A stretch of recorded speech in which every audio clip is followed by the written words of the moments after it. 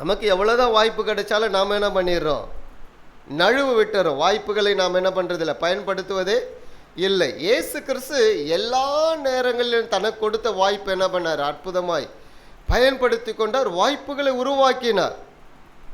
அதனால தான் போன வாரம் சொன்னேன், திடீர்னு யாரும் தெரியாத ஆளை கூட பார்த்து ஒரு சிரிங்க, சிரிச்சோடனே அவனை கேட்பான், உங்களை எங்கேயோ பார்த்த மாதிரி இருக்கு அப்படின்ட்டு. இதுதான் நாம் அடுத்தவர்களுக்கு நற்செயல்களை சொல்வதற்கு, நற்கிரியைகளை காட்டுவதற்கு, நல்ல விஷயங்களை சொல்வதற்கு ஒரு வாய்ப்பு. எப்பவுமே வாய் என்ன பண்ணக்கூடாது, வெளியே வர மூடிக்கிட்டு இருக்கக்கூடாது. வீட்டில் திறந்துடுறீங்க, ஆனால் வெளியே வந்தால் மாத்திரம் என்னை போல பூனை யாருமே இல்லைன்ற மாதிரி இருக்கக்கூடாது.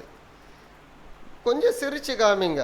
கோல்கெட்டுக்கு அட்வர்டைஸ்மெண்ட் கொடுக்கலனாலும் பரவாயில்ல, உங்களுடைய மனநிலைக்கு ஒரு மகிழ்ச்சியை இருப்பதை காட்டணும். அவர் வாய்ப்புகளை ஏற்படுத்தினார் பாருங்க. எங்கே போனாலும் அந்த போதகம் பண்ணுவது என்னன்னா, அவர் எதற்காக வந்தோம் என்கிற நோக்கத்தை சரியாக அறிந்திருந்தார். நமக்கு எல்லாருக்கும் ஒரு நோக்கம் இருக்குதுல்ல, ஒரு நோக்கம் இருக்குதுல்ல. பவுல் எழுதுவார்ல, நான் ஏதோ அறியாதவனாய் நான் ஓடுகிறது போல ஓட மாட்டேன், எனக்கு ஒரு அழைப்பு இருக்கிறது, எனக்கு ஒரு நோக்கம் இருக்கிறது. நான் எதற்காக அழைக்கப்பட்டேனோ நான் அடைந்தாயிற்று நான் எண்ணுகிறதில்லை, நான் ஓடுகிறேன். இதுதான் அவருடைய நோக்கம். எது வரைக்கும் ஓடினார், கடைசியாக முடிக்கிறார். என் ஓட்டத்தை நான் முடித்தேன் என்கிற ஒரு நிறைவு வரைக்கும் அவர் ஓடுறார் பாருங்க. கொஞ்ச நேரம் கூட சும்மா இல்லை, இங்கே இருக்கார் அங்கே இருக்கார். நாம் இருக்கிற மாதிரி இன்றைக்கி பஸ்ஸு காரு ஆட்டோலாம் கிடையாது. அன்றைக்கி போனோன்னா கடல் வழியாக தான் போனோம், கடல் மார்க்கமாக தான் போனோம். இங்கேருந்து அங்கே போனோம், அதுவும் ரொம்ப பிரயாணங்கள்லாம் சாதாரணமானதல்ல. அன்னைக்கு இருந்த பிரயாணங்கள்லாம் சாதாரணமானதல்ல. ரோமாபுரிக்கு போகும்பொழுது அந்த கடல் பிரயாணத்தில் 14 நாள் சூரியனும் கிடையாது, சந்திரனும் கிடையாதான். தப்பி பிழைப்போம் என்கிற நிலையே இல்லை அவருக்கு. கடைசியாக எங்கே போய் சேர்றாங்க, ஒரு மெலித்தா என்கிற ஒரு தீவுக்கு போகிறாங்க. மிகப்பெரிய தீவு கிடையாது அது. அந்த தீவில் போயிட்டு அங்கேயும் ஆண்டவர் அற்புதம் பவுல் மூலமாக செஞ்சு 3 மாதம் இருந்திருக்காங்க பாருங்கள் அந்த தீவில். அப்புறம் தான் திரும்ப ரோமாபுரிக்கு போகிறாங்க. அப்போது நமக்கு ஒரு நோக்கம் இருக்கிறது. கிறிஸ்தவலாய் மாறிட்டோன்னா ஏதோ இருக்கிற வரல நம்ம வாழ்ந்துட்டு போயிடலான்றதல்ல. ஒன்று கிறிஸ்தவலாய் வாழக்கூடிய ஒரு விஷயம் என்னென்னா, அந்த வாழ்க்கை முறை முதல்ல நமக்கு தேவை. இன்னொன்று, அந்த வாழ்க்கை முறை மற்றவர்களுக்கு பிரதிபலிக்கணும். நாம் சொல்ல வேண்டும், நம்முடைய வாழ்க்கை முறையே பிரதிபலிப்பாய் மற்றவர்களுக்கு இருக்கணும். தீத்துக்கு பவுல் எழுதுமோ சொல்வார், உன்னையே நீ மாதிரியாய் காண்பி, உன்னையே நீ மாதிரியாய் காண்பி. ஆரம்ப நாட்களில் சீஷர்லையும் பார்க்கும்பொழுது இவர்கள் இயேசுவோடு இருந்தார்கள் என்று கண்டு கொண்டார்களாம். பார்த்த உடனே தெரியுது, அவங்களுடைய செயல்கள், அவங்களுடைய பேச்சு, அவங்களுடைய காரியங்கள்லாம் தெரியும் பொழுது, ஓ இவர்கள் இயேசுவோடு கூட இருந்தார்கள். உங்களை யாராவது அப்படி சொல்கிறாங்களா? சொன்னாங்கன்னா நீங்கள் தான் பாக்கியவான் பாக்கியவதி. லேலுயா. அதை விட ஒரு பெரிய பொக்கிஷம் நமக்கு தேவையே இல்லை. அதுதான் நம்முடைய வாழ்க்கை நோக்கமாக இருக்கணும். ராஜ்யத்தின் பிள்ளைகளை வாழணும், ராஜ்யத்தை அறிவிக்கணும். இது ரெண்டுமே நமக்கு நடக்கணும், சமநிலையாக நடக்கணும். ராஜ்யத்தின் பிள்ளைகளை வாழும்பொழுது அவருடைய சிந்தை, அவருடைய எண்ணங்கள், அவரை குறித்தான பேச்சு, அவருடைய வாழ்க்கை முறை எல்லாம் நமக்குள்ளே இருக்கணும். இரண்டாவது, நான் வாழ்ந்தால் போதாது மாத்திரம் இல்லை, யாரோ உங்களுக்கு சொன்னதுனால தான் நீங்கள் ரட்சிக்கப்பட்டிருக்கீங்க, அந்த ஒரு நன்றி நமக்கு வேணும்ல. அப்போ நாமளும் மற்றவர்களுக்கு சொல்லணும். அடுத்தவன் நரகத்துக்கு போகிறது நாம் விரும்பணுமா? கிடையவே கிடையாது. அவனும் ரட்சிக்கப்படணும். அவன் ஏற்றுக்கொள்கிறானோ ஏற்றுக்கொள்ளலையோ அது நமக்கு தேவையில்லை. ஒரு தடவையாவது ஒரு சுவிசேஷத்தை நம்ம வாயினால் அறிவிச்சிடணும், அவ்வளோதான், முடிஞ்சு போயிடுச்சு. ஒரு முறையாவது நம்முடைய நண்பர்களாக இருக்கட்டும், பக்கத்து வீடாக இருக்கட்டும், உறவினர்களாக இருக்கட்டும், யாராக இருக்கட்டும், ஒரு வார்த்தை சொல்லுங்கள், நான் இயேசுவை அங்கீகரித்தனால மகிழ்ச்சியாக வாழ்கிறேன், முடிஞ்சு போயிடுச்சு. அது ஒரு பெரிய சுவிசேஷம். அவனை பார்த்து ஒரு சிரிப்பு சிரித்தாலுமே ஒரு பெரிய சுவிசேஷம். நான் மகிழ்ச்சியாக இருக்கிறேன் அப்படி என்பதை காட்டுங்க. இதுதான் கடவுள் தான் நோக்கத்தை நிறைவேற்றுகிறார். நமக்கும் நாம் விரும்பினாலும் விரும்பாவிட்டாலும் நம் தலையில் மேலே உள்ள ஒரு கடமை அது.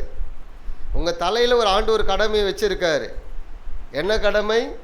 உலகமெங்கிலும் எனக்கு நீங்கள் சாட்சிகளாக இருப்பீர்கள். முடிஞ்சு போயிடுச்சு.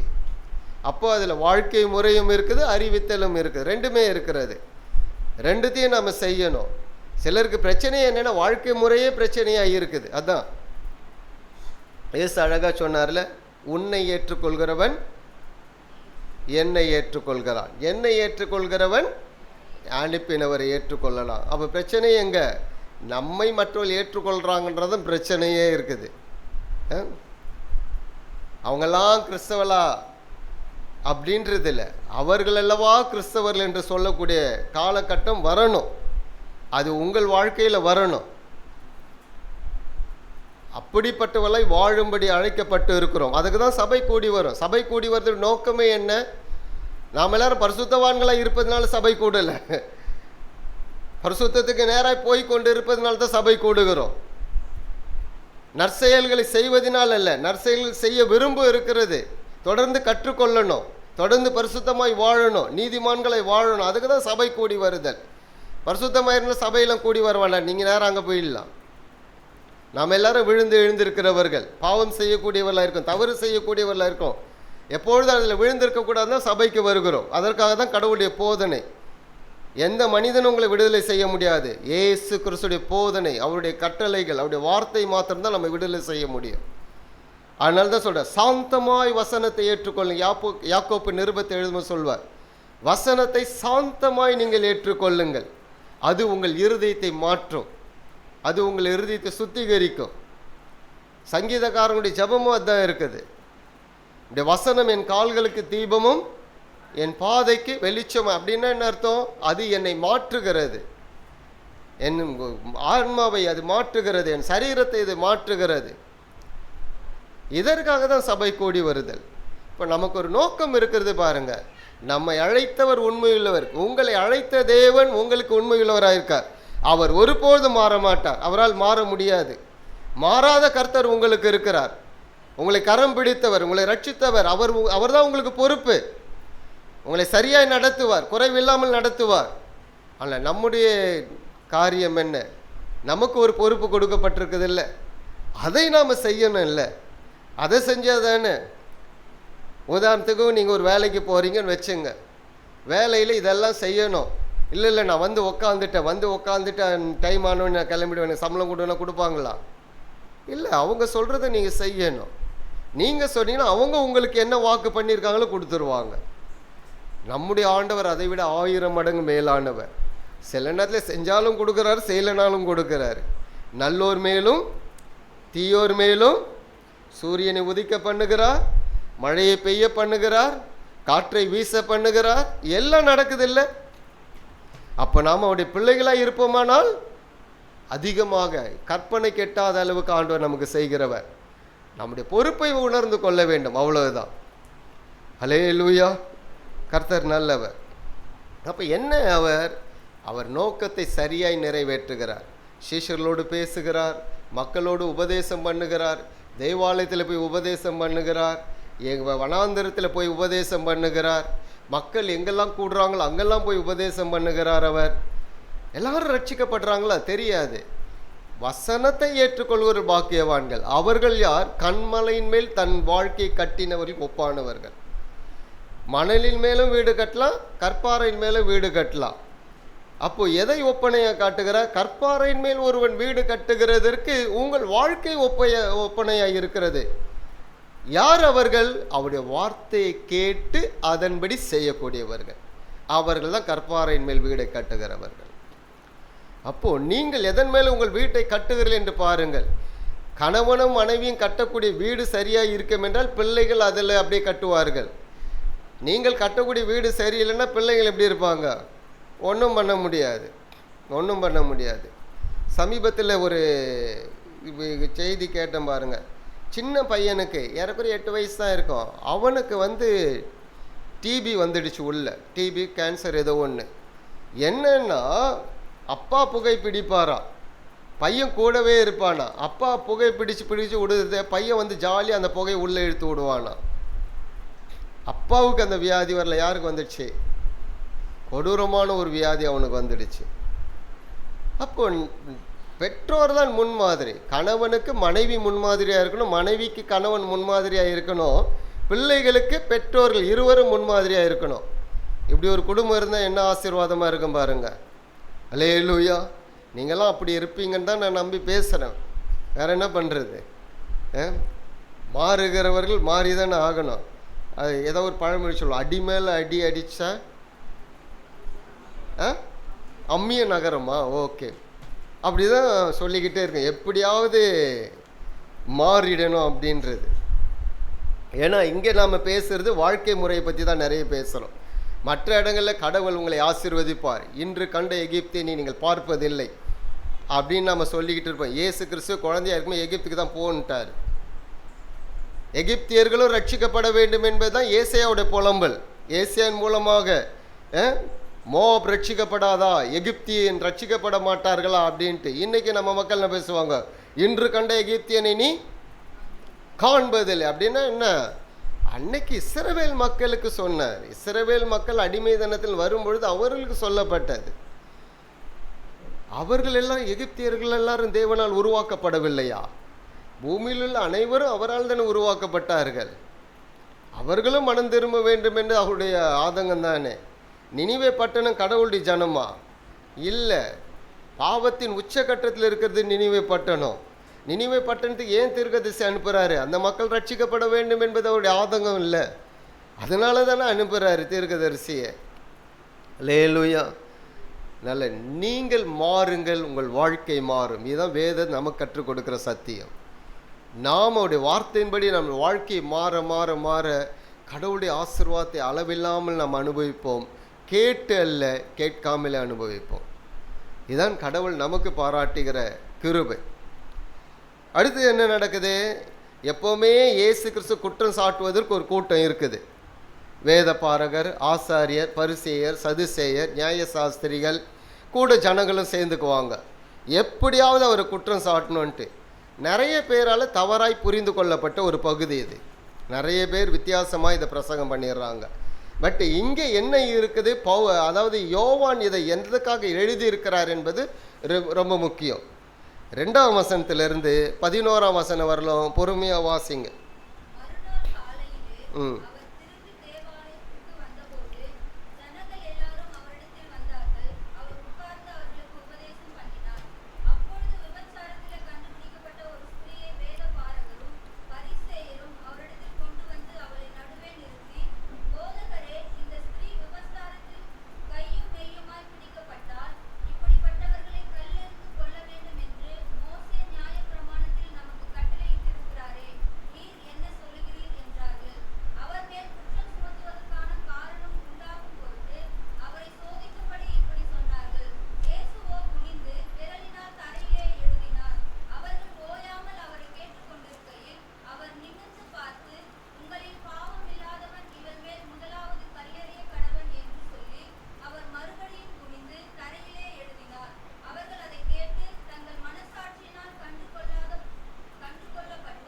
கடிந்து கொள்ளப்பட்டு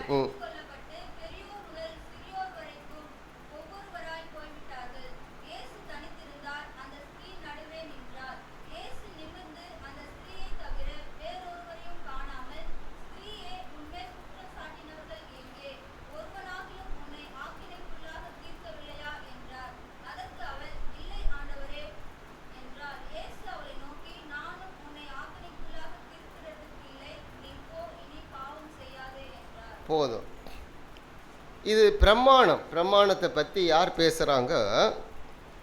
அங்கே இருக்கிற வேத பாரகரும் பரிசேயரும் யாரை பிடிச்சிட்டு வந்துட்டாங்க? ஒரு பெண்ணை பிடிச்சிட்டாங்க. பெண்ணு தனியாக எப்படி விபச்சாரம் செய்ய முடியுமா? இது பிரமாணம் எங்கே இருக்குன்னா லேவியர் ஆகமம் 20:10 எடுத்து வாசிங்க.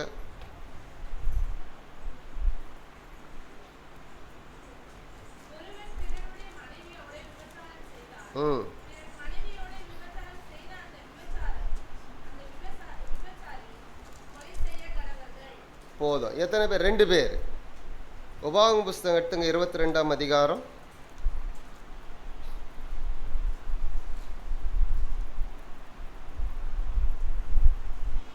இருபத்தி 22ஆம் வசனம் பாருங்க.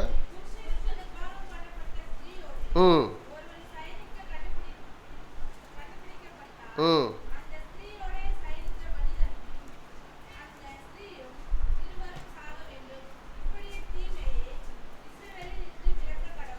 அதாவது திருமணம் ஆனவர்கள் தன்னுடைய கணவனுக்கோ மனைவிக்கோ துரோகம் பண்ணிட்டு அடுத்தவர்களை தேடும்போது விபச்சாரம். அது திருமணம் ஆகாதவர்கள் இப்படி பண்ண விபச்சாரம் அல்ல, பண்டவன் கட்டிக்கணும், அவ்வளோதான், முடிஞ்சு போயிடுச்சு. திருமணம் ஆகாத கன்னி பெண்ணு, ஒருவேளை கன்னி பெண்ணு இந்த மாதிரி அவன் ஒரு தப்பு செய்யும் பொழுது கத்தாமல் கூச்சலிடாமல் இருந்தால் இவன் ஒத்து போயிட்டான்னு அர்த்தம். அப்போ அது பாவமானது. என்ன சொல்கிறாரு? விபச்சாரம் என்பது திருமணமானவர்கள் அடுத்த தன்னுடைய கணவருக்கோ மனைவிக்கோ பண்ணுகிற மிகப்பெரிய துரோகம். அப்படிப்பட்டவர்கள் இருவரும் கொலை செய்யப்பட வேண்டும்.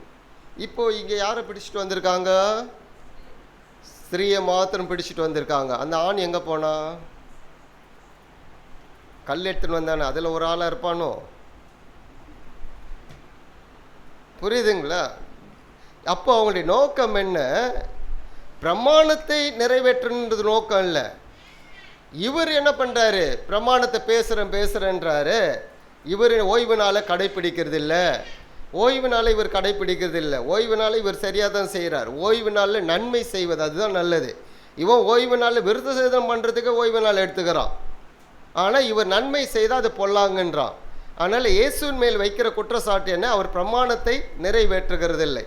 அதனால தான் இயேசு ஒரு இடத்துல சொல்கிறார், நான் பிரமாணத்தை நிறைவேற்றுகிறேன், நீங்கள் நிறைவேற்றாமல் இருக்கிறீர்கள், நீங்கள் நிறைவேற்றுங்கள்னுவார்.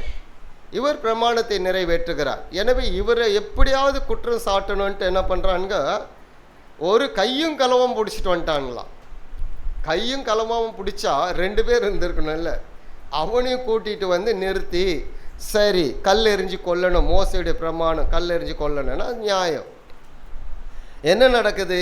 5ஆம் வசனம் பாருங்க, 4:5. போதகரே, இந்த ஸ்திரீ விபச்சாரத்தில் கையும் மெய்யுமாய் பிடிக்கப்பட்டார். இப்படிப்பட்டவர்களை கல்லெறிந்து கொள்ள வேண்டும் என்று மோசே நியாய பிரமாணத்தில் நமக்கு கட்டளையிட்டு இருக்கிறாரே. யார் கட்டளையிட்டிருக்கா? மோசே நியாய பிரமாணத்தில். மோசே எழுதி கொடுத்த பிரமாணம். மோசே கிட்ட யார் எழுதி கொடுத்தார்? கடவுள். இவர் தான் எழுதி கொடுத்தது. பிரமாணத்தை இவர் தான் எழுதி கொடுத்துருக்கார். இப்போ இவர்கிட்டே வந்து பேசுகிறாங்க, இப்படி பிரமாணம் இருக்குது, கல்லெறிந்து கொல்லப்பட வேண்டும், நீர் என்ன சொல்லுகிறீர்? பிரச்சனை என்ன? இவர் வேற மாதிரி சொன்னால் இவரையும் கல்லெறிஞ்சு கொன்னுடலாம்.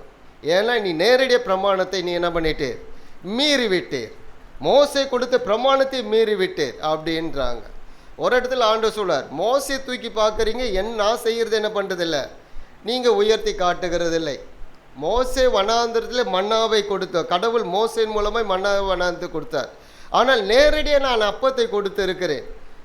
என்னை நீங்கள் புரிந்து கொள்ளவில்லை. ஆனால் யாரையும் உயர்த்துறீங்க? மோசே. ஆனால் மோசையுடைய நியாயப்பிரமாணத்தை கீழ்ப்படுகிறாங்களா? இல்லை, கீழ்ப்படுகிறதில்லை. மோசையுடைய பிரமாணத்தெல்லாம் மாற்றிட்டு தங்களுக்கு சாதகமாய் என்ன இருக்கிறோ அதுதான் இருக்கிறது. இன்னைக்கு பிரசங்கமே அப்படி தான் போயிட்டு இருக்குது. பிரசங்கம் யாருக்கு சாதகமாக? தங்களுக்கு சாதகமாய் போய்கொண்டு இருக்கிறது. அப்படி தான் பிரசங்கம். பல ஆண்டுகளுக்கு முன்பதாக ஒரு போதகர் பிரசங்கம் பண்ணாராம். பிரசங்கம் பண்ணும்பொழுது என்ன பண்ணாராம்? இச்சியாதிருப்பாயாக, அந்த கதையை வித்தியாசம் மாற்றி பேச ஆரம்பிச்சிட்டாங்க. இச்சியாதிருப்பாயாகன்னு பிரசங்கம் பண்ணாராம். பேசிட்டு வீட்டுக்கு போகும்பொழுது உள்ளே நுழைஞ்சிட்டாரு. பக்கத்து வீட்டு உடைய சேவல் உள்ளே வந்துடுச்சு. உடனே மனைவி கிட்ட சொன்னாராம், அதை போட்டு கவுத்துரு அப்படின்ட்டு. அப்போ மனைவி கேட்டாங்களே, இப்போ தானங்க இச்சியாதிருப்பாய பிரசங்கம் பண்ண. பிரசங்கம் நமக்கு அல்ல, அடுத்தவங்களுக்கு தான் அப்படின்னா.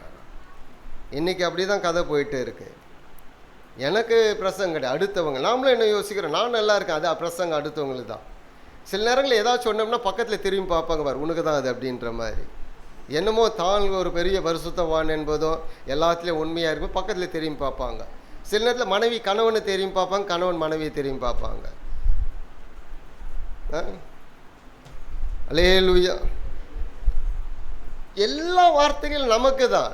ஒவ்வொரு வார்த்தைகளும் முதல்ல பிரசங்கம் பண்ணுறதுக்கு அது எனக்கு தான் வார்த்தைகள். நான் பல மணி நேரம் அது மண்டையில் போய்கிட்டே இருக்கும். ஒரு வாரம் முழுவதும் மண்டைக்குள்ளே போய்கிட்டே இருக்கும் அந்த பாட்டுன்னு. என்ன நடக்குது? அவர் மேல் குற்றம் சாட்டணும். அவனுடைய நோக்கம் என்ன? இயேசுவை குற்றம் சாட்டணும். குற்றம் சாட்டி இன்னைக்கு என்ன சொல்ல போறார் அப்படின்ட்டு ஒவ்வொரு முறை வரும்போது குற்றம் சாட்டு தான் வருவாங்க. ஒரு இடத்துல ஒரு ஞானத்தை கொண்டு வராங்க பாரு. ஞானத்தை கொண்டு வரும்பொழுது குற்றம் சாட்டுவதற்கு ஏரோதியர்களும் கூட்டிட்டு வராங்க. ஏரோதியர்கள் என்பது யாருன்னா, இந்த யூதர்கள்கிட்ட வரியை கலெக்ட் பண்ணி ரோமர்கள் கொடுக்கக்கூடியவர்கள், நடுவாய் இருக்கக்கூடியவர்கள். ஆனால் தான் யூதர்களுக்கு அவங்களுக்கு பிடிக்காது. ஆனால் கூட்டு களவாணிங்க என்ன பண்ணுவாங்க, அடுத்தவர்களுக்கு இயேசு குற்றம் சாட்டினா 2 பேரும் சேர்ந்துக்கிட்டாங்க பாருங்க. 2 பேரும் சேர்ந்து ஒருத்தனுக்கு ஒருத்தனுக்கு பிடிக்காது. வரி வசூலிகள் பிடிக்காது. ஏன்னா வரி வசூல் யார் கொடுக்குறாங்க? அவங்களுக்கு கொடுக்குறாங்க. ஆனால் இயேசுவை குற்றம் சாட்டினா 2 பேரும் சேர்த்துக்குவாங்க.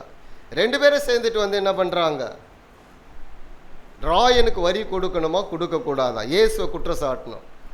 ராயனுக்கு வரி கொடுக்கணுன்னாலும் தப்பு, இயேசு கிறிஸ்து கொடுக்கக்கூடாதுனாலும் தப்பாயிடும். ஏன்னா யூதர்கள் யாருக்கும் வரி கட்ட மாட்டாங்க, வரி கட்டுறதை விரும்ப மாட்டாங்க. ஒரு கட்டுப்பாடு இருப்பாங்க. நாம ஏன் அவனுக்கு வரி கட்டணும்? நாம தான் தேவனுடைய பிள்ளைகள், தேவனுடைய ராஜ்யம் நம்முடையது, அவர் தானே படைச்சாருன்னு அந்த கர்வம் அவங்களுக்குள்ள இருக்கு. ஆனால் வரி கட்டக்கூடாது. இவர் வரி கட்டுன்னு சொன்னால் இவர் யூதன் அல்ல, யூதர்களுக்கு விரோதமாக இருக்கார்.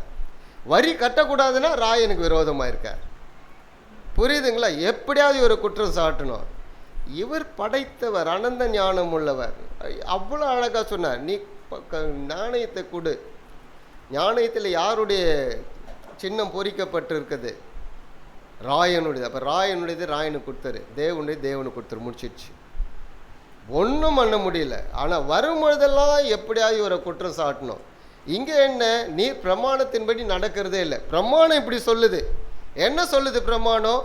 விபச்சாரம் செய்தவளை கல்லெறிந்து கொள்ள வேண்டும், அவ்வளோதான். கல்லெறிந்து கொள்ள வேண்டும். ஏசு என்ன சொல்கிறார்? என்ன பண்ணார் இயேசு கிறிஸ்து? ஏதோ பேசினாரா? அமைதியாக இருந்துட்டா. எவ்வளோ நேரம் அமைதியாக இருந்தார் தெரியல. ஒரு 10 நிமிஷமா, அரை மணி நேரமா, 1 மணி நேரமா அமைதியாக இருந்தது மாத்திரமா? அவர் என்ன பண்ணுறாரு? எழுதுகிறார். கீழே ஏதோ ஒன்றை எழுதுகிறார். என்னத்தை எழுதுகிறார்? ஒரு பிரசங்கர் இப்படி தான் சொன்னார், அவங்க பாவத்தெல்லாம் எழுதினாருன்ட்டு. பாவத்தெல்லாம் எழுத வேண்டிய அவசியமே இல்லையே. எழுதுகிறார். என்ன எழுதுகிறார்? எழுத்து. எழுத்து மாறாது, எழுத்து ஒழியாது. வானம் பூமி ஒழிந்து போனாலும் அவர் கொடுத்த வார்த்தைகள் ஒழிந்து போவதில்லை. எழுதுகிறார். எழுதுகிறத பார்க்குறாங்க. அந்த எழுத்து உங்ககிட்ட இருக்குது. பிரமாணம் யாருக்கிட்ட இருக்குது? பரிசேயர்கிட்ட, வேதப்பாரர்கிட்ட, ஆசாரியர்கிட்ட பிரமாணம் இருக்கிறது. பிரமாணம் உங்ககிட்ட இருக்குது. பிரமாணம் ஒழியலை. பிரமாணத்தை தானே பேசுறீங்க. பிரமாணம் இருக்குது, பிரமாணம் ஒழியலை. அதனால எழுதுறார். எழுத்து இருக்கிறதுன்னு சொல்றாரு. புரிஞ்சு கொள்ள முடியல அவங்களால. சொல்லிட்டு என்ன சொல்றாரு? இவங்க தொடர்ந்து கேட்டுகிட்டே இருக்காங்க. எத்தனை பேர் வந்தாங்க? சிறியவர் முதல் பெரியவர் வரைக்கும் வந்திருக்கிறாங்க. சிறியவர் முதல் பெரியவர் வரைக்கும் வந்து கூட்டாக வந்து இவரை குற்றம் சாட்டி ஏதாவது இவரை பண்ணணும்னு நினைக்கிறாங்க. இவர் என்ன பண்ணுறாரு? தரையில் குனிஞ்சு எழுதிக்கிட்டே இருக்கார். அவர்கள் என்ன பண்ணுறாங்க? கேட்டுக்கிட்டே இருக்கிறாங்க. எப்படி கேட்டுக்கிட்டு இருந்தாங்களாம்? ஓயாமல் கேட்டுக்கிட்டே இருந்தாங்களாம். ஓயாமல் கேட்க தெரியல. ஓயாமல் கேட்கறதுன்னா தனக்கு ஒரு காரியம் சாதிக்கணும்னா அதுக்கு இன்னொரு வார்த்தை நச்சரிச்சுக்கிட்டே இருப்பாங்க பாரு. சே போ அப்படின்ற மாதிரி வந்துடும் பாருங்க. அப்படி தானே வரும். நச்சரிச்சுக்கிட்டே இருக்கு. ஓயாமல் கேட்டுக்கிட்டே இருந்தாங்க. இவர் ஒன்றும் பண்ணல, எழுதிக்கிட்டே இருக்கார். எழுத்து இருக்குது, எழுத்து இருக்குது, எழுத்து ஒழியாது, எழுத்து இருக்கு. என்ன எழுதுனான்னு தெரியாது. ஆனால் நாம் புரிந்து கொள்ள வேண்டியது பிரமாணம் இருக்கிறது, அது மாறாது, அது மாற்றவும் முடியாது. அவங்க என்ன பண்ணுறாங்க? ஓயாமல் அவரை கேட்டுக்கொண்டிருக்கையில் அவர் நிமிர்ந்து பார்த்து ஒரே ஒரு வார்த்தை சொல்லுகிறார், உங்களில் பாவம் இல்லாதவன் இவள் மேல் முதலாவது கல்லெறிய கடவன். உங்களில் பாவம் இல்லாதவன் அப்படின்னும் போது பாவம் செய்யாதும் எவனுமே இல்லை. பாவம் செய்யாதும் எவனும் இல்லை.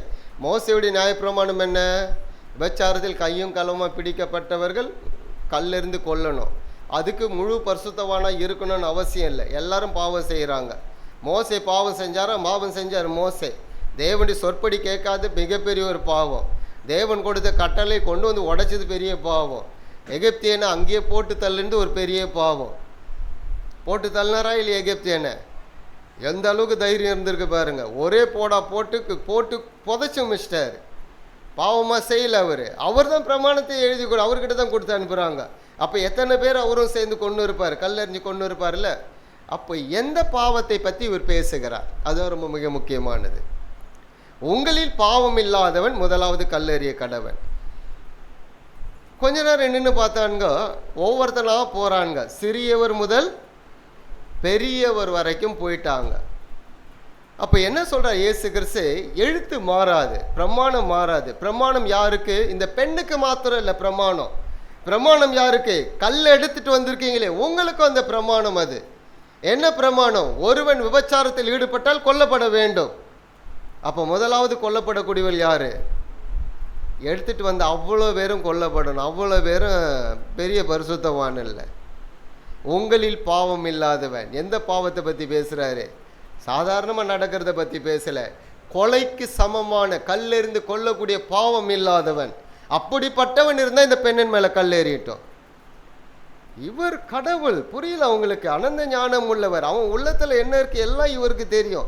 அவன் வாழ்க்கை என்ன இருக்குது எல்லாம் தெரியும். அதனால அவருக்கு முன்பதாக எந்த மறைவும் கிடையாது. எதையும் அவருக்கு முன்பதாக மறைக்க முடியாது.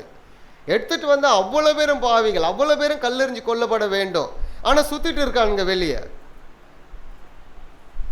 ஆனால் பெண்ணை மாத்திரம் பிடிச்சிட்டு வந்துட்டாங்க. அவளை பிடிக்கல. ஒருவேளை அதனால தான் சொன்னேன், இவர்களில் ஒருவனாக அவன் இருக்கலாம். அவளை மாத்திரம் பிடிச்சிட்டு வந்துட்டாங்க. பிடிச்சிட்டு வந்து என்ன பண்ணுறாங்க? அவள் கொல்லப்பட வேண்டும். அப்போ முதலாவது கொல்லப்படக்கூடியவள் யார்? இவர்கள். இவர்கள் யார் கல்லெறிஞ்சு கொள்வது? எல்லாரும் அந்த பாவத்தில் தான் இருக்காங்க. அவ்வளோ மோசமான ஒரு சூழ்நிலை தான் இயேசு இருந்த நாட்களில். யூதர்கள் மாத்திரம்தான் இருந்தாங்க. 1.5 கோத்திரமோ 2 கோத்திரமோ தான் இருந்துச்சு அந்த நாட்களில். இஸ்ரவேல் இதுக்கு போனவங்க வரல. இவங்க மாத்திரம் பாபிலோனில் திரும்பி வந்தாங்க பாருங்க. அவங்க மாத்திரம்தான் எருசலேமில் இருந்தாங்க. எவ்வளவு அக்கிரம செயல்கள் பாருங்க.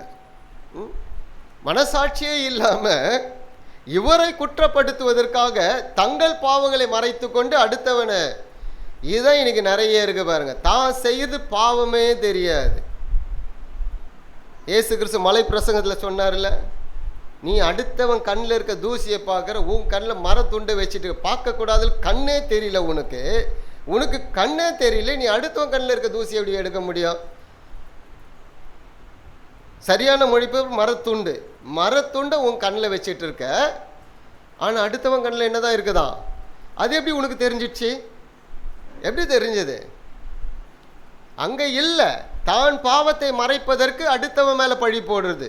பார்த்துருக்கீங்களா? இது ரொம்ப நல்ல மக்கள் யாருன்னா, தான் செய்வதை சரி என்று சொல்லுவதற்கு அடுத்தவனை குற்றம் சாட்டுவது. அப்போ நான் செஞ்சு சரிதான் அப்படின்ற மாதிரி ஆயிடும். நான் ஒன்றை சொல்லுகிறேன், நீங்கள் செய்த பாவத்தை நீங்கள் மறைப்பீர்கள் என்றால், அதற்கு ஒரு பொய்யை பேசுவீர்கள் என்றால், அடுத்த பாவம் செய்வதற்கு ரெடி ஆயிட்டீங்கன்னு அர்த்தம். அடுத்த பாவம் சர்வசாதாரணமாக வந்துடும். பாவம் செய்து பழகினவனுக்கு பாவமே பாவம்னு தெரியாது. பாவம் செய்து பழகினவனுக்கு பாவமே தெரியாது, பாவம்னே தெரியாது. அப்புறம் அவன் பாவனை ஏற்றுக்குவான். அவன் தான் செய்கிறதெல்லாம் சரின்னு தான் சொல்லுவான். என்னைக்கு ஒருவர்களுக்கு ஏற்றுக்கொள்ள மனதில்லையோ, செய்த தவறை ஒத்துக்கொண்டு ஏற்றுக்கொள்வதற்கு ஒருவருக்கு மனதில்லையோ, அவர்கள் கிறிஸ்தவர்களே அல்ல. கொஞ்சம் கடினமாக தான் இருக்கும். இது இயேசுடைய போதனை. இஸ்ரவேல் மக்கள்லாம் பார்த்து அப்படி தான் சொல்கிறாரு, உங்களுக்கு ஏற்றுக்கொள்ள மனது இல்லை, உங்கள் அழிவை நீங்கள் தேடிக்கிட்டீர்கள். முடிஞ்சு போயிடுச்சு. சின்ன விஷயமா இருந்தாலும் பெரிய விஷயமா இருந்தாலும் செய்த தவறுன்னு சொல்லிட்டோம்னா சாப்டர் முடிஞ்சிடுச்சு. அது நான் தப்பு பண்ணல, நான் செஞ்சது சரிதான். ஏன் நான் செஞ்சு சரின்னு அதுக்கு ஒரு விளக்கம் கொடுத்துட்டே வந்தீங்கன்னா அடுத்த பாவத்திற்கும் விளக்கம் கொடுப்பீங்க. அதுக்காக அடுத்தவர்களுக்கு என்ன பண்ணுவீங்க? ஒரு பெரிய சுட்டு காட்டு, அவன் ஒன்றுமே இல்லாத கூட பெரிய பூகமாக காட்டுவீங்க. அதுதான் இன்னைக்கு நடந்துக்கிட்டு இருக்கு. தான் செய்ததை மறைப்பதற்காக அடுத்தவர்கள் மேல் குற்றம் சாட்டுவது என்பது நம்மிடம் இருக்கவே கூடாது. நாம் செய்த தவறு என்று நாம் திருத்திக் கொள்வோம் என்றால் அடுத்தவர்கள் மாறுவதற்கு அது வழி செய்கிறோம். இந்த வேத பால் பரிசேயர்கள்னு தங்களுடைய குற்றத்தை மறைச்சிட்டாங்க. எல்லாரும் விபச்சாரம் பண்ணியிருக்கான். தான் குற்றத்தை மறைக்கிறதுக்கு யாரை கொண்டு வந்து நிறுத்தியிருக்கா? ஒரு பெண்ணை கொண்டு வந்து நிறுத்தியிருக்கா. அவள் விபச்சாரத்தில் ஈடுபட்டப்பட்டாளா அல்லது விபச்சாரம் செய்தாளா அல்லது விபச்சாரத்தில் ஈடுபடுத்தப்பட்டாளா? ரெண்டுமே வித்தியாசம் இருக்குது. கட்டாயப்படுத்தி ஈடுபடுத்துகிறார்கள் அல்லவா? அப்படி செய்யப்பட்டாளா அல்லது அவள் உண்மையாக விபச்சாரம் பண்ணாளா? அது தொழிலாக இருந்துச்சா தெரியாது. ஆனால் இங்கே என்ன, இயேசுவை குற்றம் சாட்ட வேண்டும். தாங்கள் நிரபராதிகள், தங்கள் பரிசுத்தவான்கள்னு காட்டுறதுக்கு வந்திருக்காங்க. இவர் தீர்க்கதரிசி அல்ல, இவர் ஆண்டவர். அதனால தான் சொல்கிறா, எழுத்து இருக்கிறது மாறாது. எழுத்து குத்தம், வார்த்தை குத்தம் இல்லை. அப்படி குத்தந்தையும் ஏற்றுக்கொள்ளாமல் இருக்க மக்கள் இருக்காங்க பாருங்க. மறுத்து போன மக்கள்லாம் இருப்பாங்க. அல்லேலூயா. நீங்கள் உங்களை பற்றி பேசலை, பொதுவாக சொல்கிறேன். மறுத்து போன மக்கள்லாம் இருப்பாங்க பாருங்க. என்னதான் சொன்னாலும், எவ்வளோதான் தண்ணீரை குடித்தாலும் விளையக்கூடிய நிலம் ஒன்று இருக்குது தெரியுமா? எவ்வளோ தண்ணி ஊற்றினாலும் விளையவே விளையாது. அது அப்படிப்பட்ட நிலம் போல் நாம் இருக்கக்கூடாது. ஏற்றுக்கொள்ளக்கூடிய மனநிலை வேணும். எனக்கெல்லாம் ஒரு சின்ன ஆள் சொன்னால் கூட ஏற்றுக்கொள்கிற மனநிலை. எனக்கு எதில் கோபம் வரும்னா, வசனத்தை தப்பாக பேசினா கோபம் வரும். அது யாராக இருந்தாலும் எனக்கு கோபம் வந்துடும். வசனத்தை ஒழுங்காக படித்து பாருன்னு சொல்லுவேன். ஒரு சைடாகவும் பேசக்கூடாது, ரெண்டு பக்கமும் பேசணும். கடவுள் நீதி உள்ளவர் அன்புள்ளவர்னு சொல்லு. கடவுள் அன்புள்ளவர் சொல்லும் போது அவர் நீதி உள்ளவர்னு சொல்லணும். ரெண்டு பக்கமும் பேசணும். இன்னைக்கு பெரும்பாலான பிரசங்கம் ஒரு சைடாக தான் போயிட்டுருக்கு. கடவுள் உங்களை சுகப்படுத்துவார், உங்களை ஆசீர்வதிப்பார், உங்கள் கடன்கள்லாம் மாறும். எப்படி மாறும் கடன்கள்லாம்?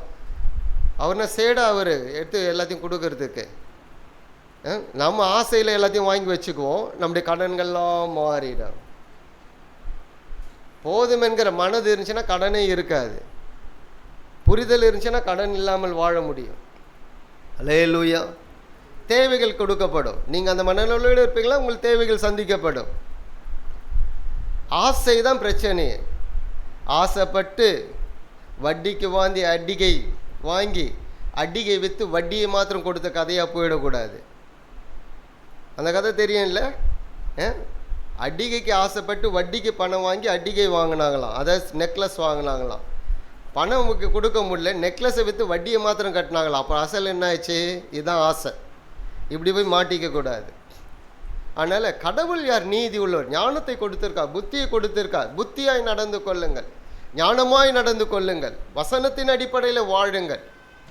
அப்படி வாழ்வில் என்றால் அடுத்தவர்கள் உங்களை குற்றம் சாட்ட மாட்டார்கள், உங்களை நீங்களே மாற்றிக்கொள்வீர்கள். இதுதான் தற்பரிசோதனை. இப்போ என்ன நடக்குது? தாம் பாவத்தை மறைக்க, தன்னுடைய குற்றங்களை மறைக்க ஒரு பெண்ணை கொண்டு வந்து நிறுத்தி வச்சுட்டு இவரையும் குற்றப்படுத்துன்னு நினைக்கிறாங்க. இவர் தெளிவாக சொல்கிறார், எழுத்து மாறவில்லை, எழுத்து இருக்கிறது, அது ஒரு காலம் ஒழியாது. அந்த பிரமாணம் உங்ககிட்ட இருக்கிறது. உங்களில் பாவம் இல்லாதவன் முதல்ல கல்லெறிய கடவன். அப்போ எது பேசணும்? பிரமாணம் பேசுது. விபச்சாரம் செய்தால் நீ கொல்லப்பட வேண்டும். அப்போ ஒவ்வொருனுக்கும் குத்துது இல்லை? அது குத்த என்ன பண்ணா? பெரியவர் சிறியவர் முதல் பெரியவர் வரை நழுவி போயிட்டான். ஒருத்தனும் இல்லை. அங்கே ஆண்டவர் உட்காந்து எழுதிக்கிட்டு தான் இருக்கார். மேலே தலையை தூக்கி பாரு, ஒருத்தனையும் காணும். பெண்ணை கேட்குற, எங்கம்மா உன்னை கல்லெறிஞ்சு கொல்ல வந்தானே, எங்கே? எல்லாரும் போயிட்டாங்க, இவர் மாத்திரம் இருக்கார். இவர் என்ன சொல்கிறாரு? உன்னை கல்லெறிஞ்சு கொல்ல வேண்டியது என்ன வேலையே கிடையாது. ஏசு மன்னிச்சிட்டார் அப்படின்னும் போது என்ன நடக்குது? உன்னை நான் கல்லெறிந்து கொல்ல மாட்டேன், அது என்னுடைய வேலை இல்லை. பிரமாணம் யாரு கொடுக்கப்பட்ட? ஜனங்களுக்கு. யார் அதை செய்ய வேண்டும்? ஆசாரியன் செய்யணும், நியாயாதிபதிகள் செய்யணும், இவங்க செய்யணும். அவங்களே விபச்சாரக்காரனாக இருக்கும்போது யார் அதை செய்யறது? புரியுதுங்களா வசனம்? இப்போ இந்த சம்பவமே நாம் மேலோட்டம் படித்தோம்னா சம்பவம் நமக்கு புரியாது. எதற்காக இது யோவான் எழுதுகிறார் என்பதும் புரியாது. யோவான் எங்க இயேசுவை உயர்த்தி உயர்த்தி உயர்த்தி காட்டுவார், அவருடைய போதனை உயர்த்தி உயர்த்தி காட்டுவார். அதுதான் யோவானுடைய சுவிசேஷமே. அற்புதங்கள்லாம் நிறைய இருக்காது, ஒரு ஓமையும் இதில் கிடையாது. இயேசு கிறிஸ்துவை மேன்மைப்படுத்தி காட்டுவார் எல்லா விஷயங்களிலும். இங்கே அவர் கடவுள், எல்லாவற்றையும் அறிந்தவர், பிரமாணத்தை அவர் தான் கொடுத்தார். அவர் மன்னிக்கிறவர், இல்லை என்று சொல்லவில்லை, எல்லாவற்றையும் மன்னிக்கிறவர் அவர்தான். அவர் ரத்தம் சிந்ததினால்தான் நம்முடைய பாவங்கள் மன்னிக்கப்படவில்லை, அவர் மன்னிக்கிறவர். ரத்தம் சிந்துவதற்கு முன்பதாக அநேகரை மன்னித்தார் அல்லவா? 4 பேர் ஒருத்தனை தூக்கிட்டு வரானே, அவனுடைய பாவங்களை மன்னித்தார் அல்லவா? 38 வருஷமாக இருந்தானே, தேவாலயத்தில் பார்த்து அவனை சொல்கிறார்ல, நீ அதிகரிக்க உன் பாவங்கள் மன்னிக்கப்பட்டது. பாவங்களை மன்னிப்பதற்கு மனுஷகுமாரனுக்கு அதிகாரம் உண்டு என்று தெளிவாக சொன்னார்ல. அவர் மன்னிக்கிறவர், தெரலாய் மன்னிக்கிறவர். அவர் ரத்தம் சிந்தி தான் மன்னிக்கணும்னா சீஷருடைய பாவங்கள்லாம் எப்படி மன்னிக்கப்பட்டது? 12 சீஷர்கள் தெரிந்து கொள்ளவில்லையா? 70 பேரை தெரிந்து கொள்ளவில்லையா? எல்லாருடைய பாவங்களை மன்னிக்கிறவர் அவர். அவர் கடவுள், அதை தான் சுட்டி காட்டுகிறார். எல்லாவற்றையும் அறிந்தவர், அவருக்கு மறைவானது ஒன்றுமே இல்லை. நாம் எதையும் அவருக்கு முன்பதாக மறைத்து வைக்க முடியாது. நாம் விட வேண்டியதெல்லாம் விட்டுட்டு வந்துடணும். கடவுளுடைய உறவுக்கு எதிராக இருக்கிற விஷயங்கள் 1000 வந்தாலும் தேவையில்லை, அதை தூக்கி குப்பையில் போட்டு போகணும். பவுல் சொல்லுகிறது போல, எனக்கு பெருமை பாராட்டுவதற்கு எத்தனையோ இருக்குது, அதெல்லாம் குப்பை டஸ்ட்பினில் போட்டுன்னு போட்டார் அவர். எனக்கு ஒன்னே ஒன்று தான் பெருமை பாராட்ட முடியும், அவர் நிமித்தம் நான் படக்கூடிய பாடுகளை நான் பெருமை பாராட்டுகிறேன். அல்லேலூயா. நமக்கு யாராவது ஒருத்தர் கொஞ்சம் ஏதாவது சொல்லிட்டாங்கன்னா ஏறிடுதில்ல, பிளட் ப்ரெஷர் ஏறிடும் பாருங்க. நான் செய்யாததை எப்படி சொல்லிட்டாங்க அப்படின்றவன் ஏறுதில்லை, நமக்கு ரத்தம் கொதிக்க ஆரம்பிச்சிடுதில்ல. என்னைக்காவது நான் செஞ்சது தப்புன்னு ஒத்துக்கிட்டு இருக்கிறோமா? கணவனை கூப்பிட்டு கேட்கணும், உங்கள் மனைவி ஒத்துக்கிட்டாங்களா?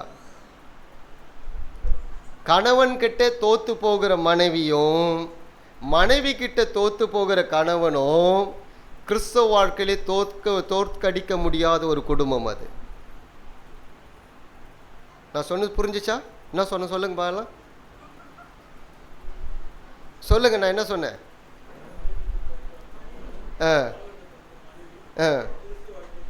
நீங்கள் யாரோ தோற்று இருக்கீங்களா? நீலகண்டன் நந்தினிக்கிட்ட தோற்று போயிருக்கியா? தோற்று போயிருக்கா? நான் யார் தெரியுமா, நான் புருஷன் அப்படின்னு நிற்கிறேம்மா. இதெல்லாம் சீக்ரெட்டு. மனைவி கிட்ட தோற்று போன ஒரு பெரிய விஷயமே இல்லை. நம்ம நீ ஜெயிச்சிட்ட போ, அவ்வளோதான். அங்கே பிரச்சனையே வராது, பிரச்சனையே வராது. அந்த குடும்பம் கிறிஸ்தவ வாழ்க்கையில் தோல்வி அடைவதே கிடையாது. அல்லேலூயா. சில சீக்ரெட்லாம் சொல்கிற, எழுதி வச்சுங்க அதெல்லாம். சிலரில் அவங்கவுங்க பேரை போட்டு எழுதி வைப்பாங்க பாரு சீக்ரெட், இந்த மாதிரி கோட்ஸ் எல்லாம். இந்த மாதிரி நிறைய சொல்லிக்கிட்டு தான் வருவேன். இதெல்லாம் படித்ததெல்லாம் கிடையாது, யோசிக்க யோசிக்க சில இதெல்லாம் வந்துக்கிட்டே இருக்கும். அதனால் என்னம்மா ஷைனி அவர்களே, எங்கே காணோம்? காணாம போயிட்டார். சரி, நன்றாய் கவனித்துக் கொள்ளுங்கள். நீங்கள் செய்வது தவறு என்று தெரியுமானால் நேரிடையே ஒத்துக்கொண்டு நான் தப்பு பண்ணிட்டேன்னு சொல்லிட்டு போய்டு, சாப்டர் முடிஞ்சிடும். அதோட நீங்கள் பொய் பேசுனீங்கன்னா, அடுத்தவனை அதற்கு சாதகமாய் குற்றம் சாட்டுவீங்கன்னா வளர்ந்துக்கிட்டே போகும். 1 நாள் 2 நாள் 3 நாள் அங்கே ஒரு பெரிய பிளவு வரும், பிரச்சனை. 1 நிமிஷத்தில் முடிகிறத 1000 நாட்களுக்கு கொண்டு போயிடாதீங்க, பிளவை கொண்டு வராதீர்கள். நீங்கள் செய்கிற தவறுக்கு அடுத்தவாறு குற்றவாளியை எடுத்துக்கொள்ளாதீங்க. இன்றைக்கி இதுதான் நடக்குது. இங்கே தான் செஞ்ச தவறுக்கு ஒரு பெண்ணை கொண்டு நிறுத்திட்டான், அதில் இயேசுவை குற்றவாளி ஆக்கணும்னு நினைக்கிறாங்க. அல்லேலூயா. எவ்வளவு கொடூரமான இருதயம் பாருங்க அவனுக்கு. இவர் சொன்னார், உண்மை எவன் பாவம் இல்லையோ, எவன் விபச்சாரத்தில் ஈடுபடாதவனோ முதலாவது கல்லை அவள் மேல் எறிய கடவன். எல்லாரும் போயிட்டாங்க. இவர் என்ன சொல்கிறார் அந்த பெண்ணை பார்த்து?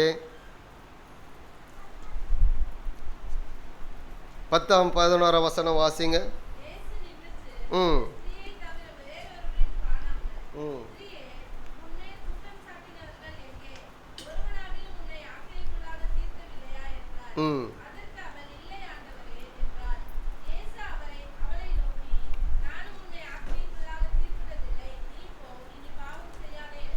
இதுதான் கடவுளுடைய சிந்தனை, கடவுளுடைய மனது.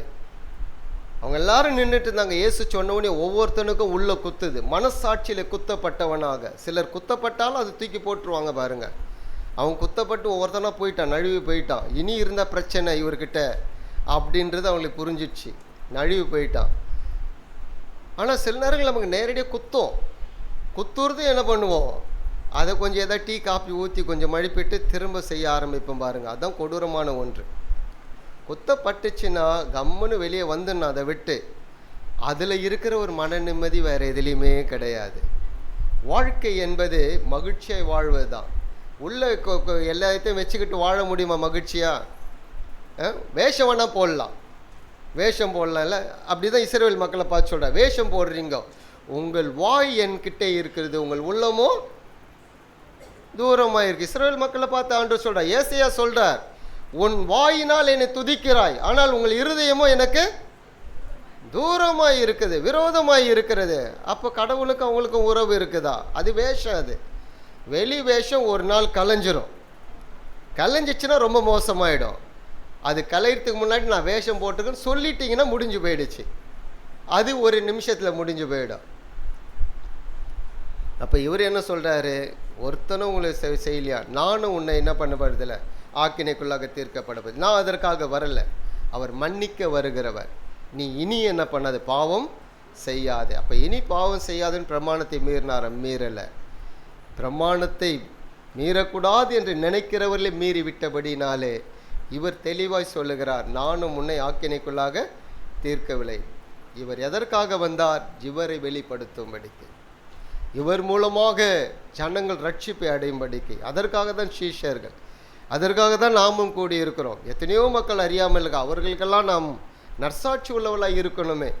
அப்போ நம்முடைய வாழ்க்கை எந்த அளவுக்கு சீர்தூக்கி இருக்கணும்னு பாருங்கள். நம்முடைய வாழ்க்கை முற்றிலும் பரிசுத்தமாய் வாழ முடியாது. இங்கே யார் வேணாலும் பேசலாம், எல்லாரும் பூர்ண பரிசுத்தவான்கள் கிடையாது, பூர்ண பரிசுத்தவான்களாக இருக்க முடியாது. நம்ம பிரயாசப்படுகிறோம், நீதியிலும் பரிசுத்திலும் வாழ்வதற்கு பிரயாசப்படுகிறோம். ஆனால் நீங்கள் பாவத்திலே இருக்காதீர்கள். பாவம் என்று சொல்லும் பொழுது வெளியே வாங்க, குற்றப்படுத்தும் போது குற்ற உணர்வுகளின் வெளியே வாங்க. மன்னிக்கிறவர் அவர், திரளாய் மன்னிக்கிறவர் அவர். மாய்மாலம் பண்ணாதீங்க, வேஷம் போடாதீங்கன்னு தான் சொல்கிறோம். அல்லேலூயா. நீதியிலும் பரிசுத்தம் உள்ளவன் இன்னும் ஆகிக்கிட்டே போகணும். நீதி செய்கிறவன் அவருக்காக நடக்கணும், பரிசுத்தமாய் வாழணும். வைராக்கியம் இருக்கு பாருங்க. அதுதான் சின்ன சின்ன விஷயங்கள் இருந்து கூட தெரியாமல் செஞ்சுட்டு தான் போகிறோம். தெரியாமல் ஒருத்தரை பேசுகிறோம், தெரியாமல் கோவப்பட்டு பேசுகிறோம், மடையனுன்னு சொல்லிடுறோம், முட்டாளேன்னு சொல்லிடுறோம், கொலை செய்கிறது பாத்திரமானது, கொலைக்கு சமமானது. அதெல்லாம் இருந்தாலும் மன்னிக்கிறார்ல, கோவப்பட்டு சில நேரத்தில் பேசிடுறோம்ல. பாவம் செய்யாதவர்கள் யாருமே இல்லை. தப்பான சிந்தை யாருக்கும் வரலன்னு யாருமே சொல்ல முடியாது. அப்படின்னா நம்ம மனுஷனே கிடையாதுன்னு அர்த்தம். எனக்கு தப்பான சிந்தையே வரல, எனக்கு தப்பான எண்ணமே கிடையாது அப்படின்னு காட்டில் கொண்டு போய் விட்டுற வேண்டியது தான். அவங்க மனுஷனே எல்லாருக்கும் வரும். அதிலேருந்து நாம் வெளியே வருகிறவர்கள், அதை எதிர்த்து போராடக்கூடியவர்கள். அதுதான் கடவுள் நமக்கு கொடுத்துருக்க வார்த்தை. வார்த்தையின் மூலமாக தான் அதை ஜெயிக்க முடியும். அதற்கு தான் அவர் எழுத்தை கொடுத்திருக்கிறார். அதற்கு தான் இயேசுடைய போதனை. அல்லேலூயா. நாம் என்ன செய்யணும்? கூடுமான வரைக்கும் நம்மை பரிசுத்தவான்களை பார்த்து கொள்ள வேண்டும். பவுல் எபேசியருக்கு எழுதும்போது சொல்லுவார்ல, எபேசியர் 5ஆம் அதிகாரம் 1, 2, 3 வசனங்களை வாசிங்க பார்க்கலாம்.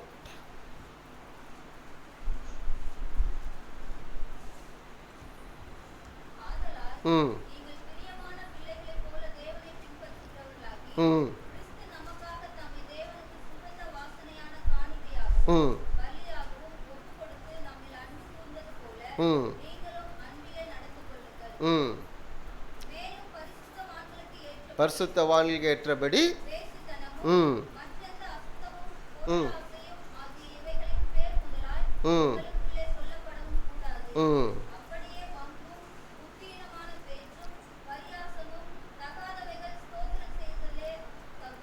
என்னவா? பரியாசம், புத்தியீனமான பேச்சு. புத்தியீனமான பேச்சு இருக்கு தெரியுமா? அடுத்தவங்களை காயப்படுத்தக்கூடியதுதான் புத்தியீனமான பேச்சு. என்ன பேசுகிறோன்னே தெரியாது. எவ்வளோ அழகாக எழுதியிருக்காரு பாருங்க. கிறிஸ்து பலியாய் ஒப்பு கொடுத்தார், அவருடைய அன்பு எத்தனை பெரியது, அந்த அன்பில் நடந்து கொள்ளுங்கள். ஆங்கிலத்தில் இருக்கும், அவரை இமிட்டேட் பண்ணுங்கன்னு இருக்கு. அவரை போல நீங்கள் வாழுங்கள், அவரை போல நீங்கள் நடந்து கொள்ளுங்கள். நீங்கள் பரிசுத்தவான்களாக இருக்கிறீங்க, என்ன இருங்க, பரிசுத்தவான்களுக்கு ஏற்றபடி நடந்து கொள்ளுங்கள். பொருள் ஆசைக்கு போயிடாதீங்க. விபச்சாரம், வேசிதனத்தெல்லாம் விடுங்க. பொருளாசை, புத்தீனமான பேச்சு, வம்பு, ஒன்றுமே இல்லாமல் வம்புக்கு எடுக்கிறவங்களாம் இருக்காங்க பாருங்க. பார்த்துருக்கீங்களா? ஒன்றுமே இருக்க, தங்கள் பாவனையிலே வம்புக்கு எழுப்புவாங்க, வாயில் பேசவே மாட்டாங்க. தங்கள் உடல் பாவனையிலே செய்கையிலே அடுத்தவங்களை வம்புக்கு இழுத்துருவாங்க. எச்சரிக்கையாக இருங்கள். இன்னைக்கு இயேசு வந்தால் கூட நம்ம போகணும். இன்னைக்கு ஆண்டவர் வருவார் என்றால் நீங்கள் ஒருவராகிலும் கைவிடப்படக்கூடாது. நம்முடைய புத்தியினமான பேச்சு நம்ம வாழ்க்கையை வேறு கொண்டு போகக்கூடாது. ஆனால் நாம் எச்சரிக்கையாக இருக்கக்கூடியவர்கள், கடவுளுக்காக வாழக்கூடியவர்கள், கடவுளுக்காக நிற்கக்கூடியவர்கள். நம்ம எல்லாரும் எழுந்து நிற்கலாமே. சற்று கண்களை மூடி ஒரு நிமிஷம் உங்கள் வாழ்க்கையை யோசிங்க. உங்கள் வாழ்க்கை எப்படி போய்கொண்டு இருக்கிறது? எப்படிப்பட்ட வாழ்க்கை நீங்கள் வாழ்ந்து கொண்டிருக்கிறீர்கள்? அடுத்தவர்களை காயப்படுத்தும்படிக்கா அல்லது உங்களை நீங்களே சமாதானப்படுத்தி கொண்டு வாழ்ந்து கொண்டிருக்கிறீர்களா? உங்கள் வாழ்க்கை கடவுளுக்கு பிரியமாய் இருக்க வேண்டும். நீங்கள் தான் பூமிக்கு உப்பாய் இருக்கிறீர்கள். நீங்கள் தான் அவருக்கு வெளிச்சமாய் இருக்கிறீர்கள். அவருடைய வெளிச்சம் நீங்கள் தான். எனவே அப்படிப்பட்ட வாழ்க்கை உங்களுக்குள்ளே இருக்கிறதா? உங்களை பார்க்கிறவர்கள் இயேசுவை பார்க்கிறார்களா? இவர்கள் அல்லவா கிறிஸ்தவர்கள் என்று உங்களை சொல்லுகிறார்களா? வேஷம் ஒரு நாள் கலைந்துவிடும்.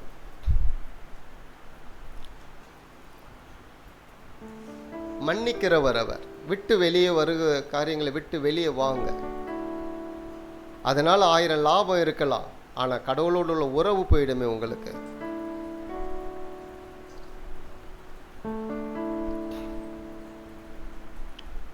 ஆராய்ந்து பாருங்கள் உங்களை.